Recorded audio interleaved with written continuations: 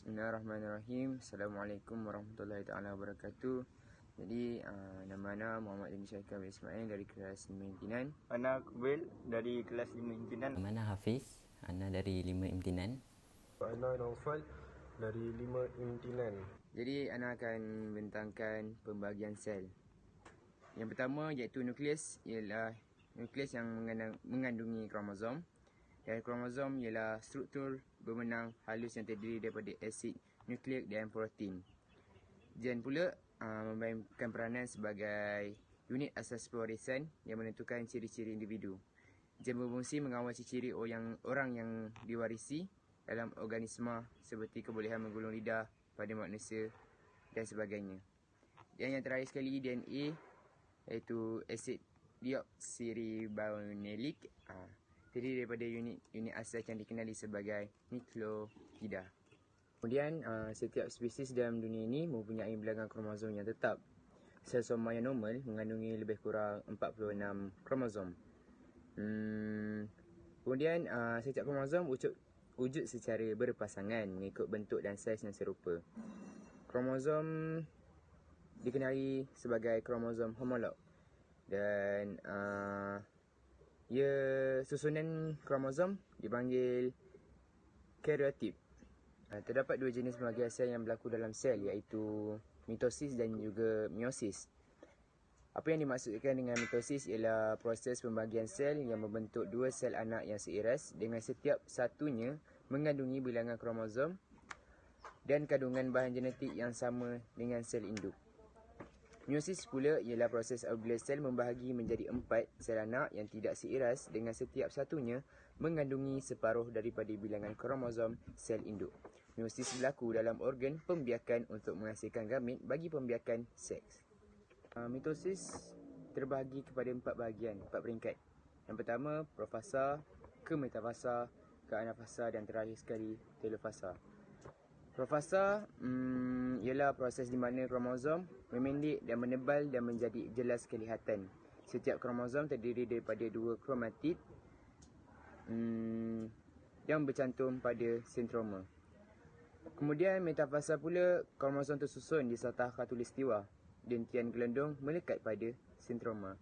Anafasa pula, sentroma membagi kepada 2, setiap kromatid kembar berpisah dan bergerak ke kutub sel bertentangan. Dan terakhir sekali telofasa, kromatid sampai ke kutub bertentangan membran nukleus dan nukleolus terbentuk semula. Dan akhirnya sitoplasma membagi dan 2 sel anak yang mempunyai bilangan kromosom dan maklumat genetik yang sama dengan sel induk terbentuk. Meiosis pula terbagi kepada 2, iaitu meiosis pertama dan juga meiosis kedua.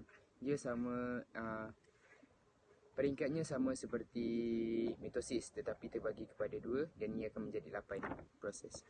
Pada meiosis pertama, ia berlaku juga profasa pertama, metafasa pertama, anafasa pertama dan juga telofasa pertama. Pada profasa pertama, kromosom memendek dan menebal dan menjadi jelas kelihatan seperti profasa di mitosis. Pada metafasa pertama pula, kromosom homolog tersusun di satah khatulistiwa dan tiang gelendung melekat pada sentroma. Anafasa pertama pula, kromosom homolog berpisah dan bergerak ke kutub yang bertentangan. Dan telofasa, sitoplasma membahagi kepada 2 peringkat. Meiosis, sitoplasma membahagi peringkat akhir. Meiosis pertama tamat. Meiosis kedua pula, profasa kedua, gentian gelendung mula terbentuk. Kemudian metafasa kedua, kromosom tersusun di satah khatulistiwa seperti meiosis pertama dan gentian gelendung melekat pada sentroma. Pada anafasa kedua pula, sentroma membagi 2 dan kromatid kembar berpisah dan bergerak ke kutub sel yang bertentangan. Dan telofasa kedua, pada akhir sekali 4 sel anak yang tidak seiras gamet yang mempunyai bilangan kromosom separuh daripada bilangan kromosom sel induk terbentuk. Pewarisan ialah pemindahan ciri daripada ibu bapa kepada anaknya. Sepasang gen yang berada pada lokus yang kedudukan sama pada kromosom homolog atau mengawal satu trait organisma. Pasangan gen yang berada pada lokus yang sama dikenali sebagai allele. Allele dinomat akan mempamerkan ciri yang dikawalnya. dan menutipi kesan allele resesif. Allele dominan diwakili oleh huruf besar manakala allele resesif diwakili oleh huruf kecil. Orang pertama yang menemukan mekanisme ialah Gregor Mendel.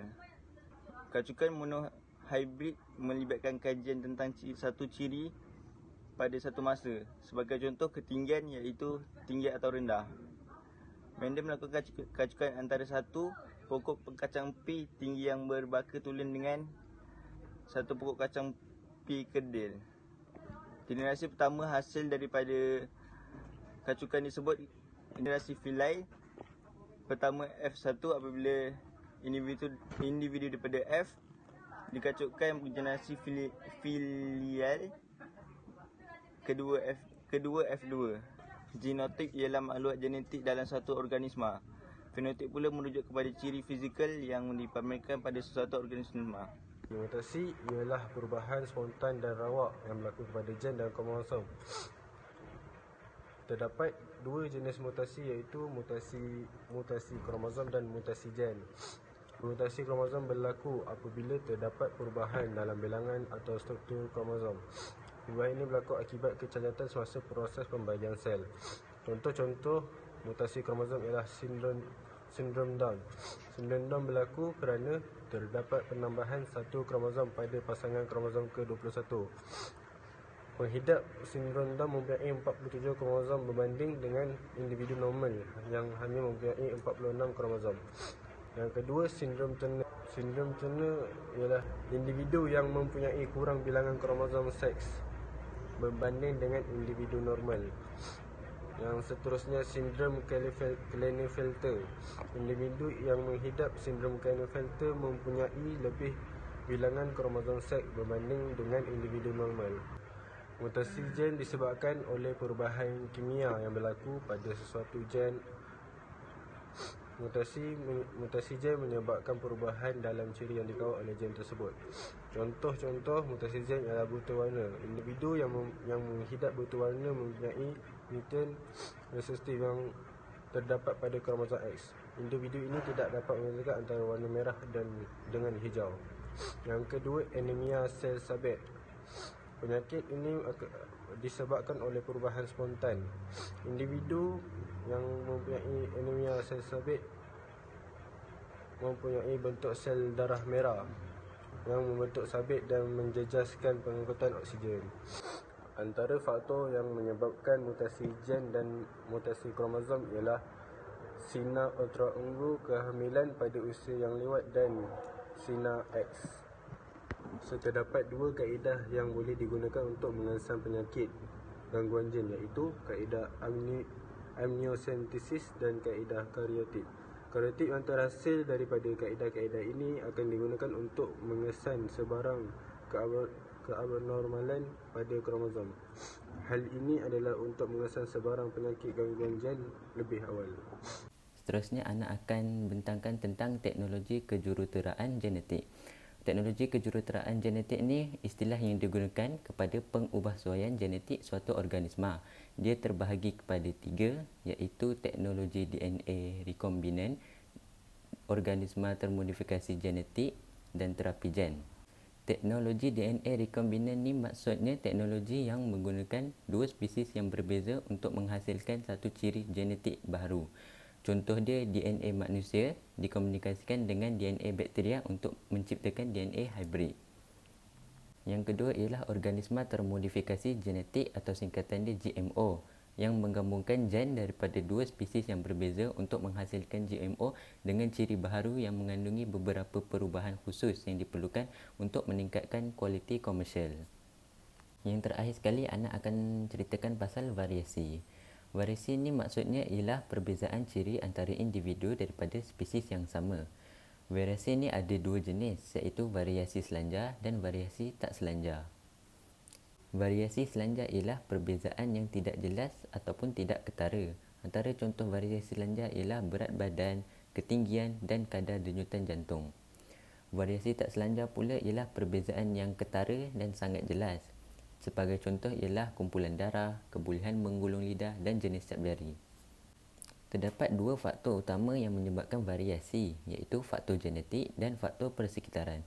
Antara faktor genetik ialah pindah silang semasa meiosis, penyusunan kromosom secara bebas, persenyawaan secara rawat antara gamet jantan dan gamet betina, dan mutasi kromosom dan gen. Faktor persekitaran pula adalah seperti contoh nilai pH, cahaya matahari, suhu dan air. Kesimpulan yang dapat dibuat dalam genetik ialah kita harus bertakwa kepada Allah, kerana telah banyak teknologi yang membolehkan pasangan melahirkan zuriat yang bebas daripada segala penyakit. So, itu sahaja daripada kami. Assalamualaikum warahmatullahi wabarakatuh.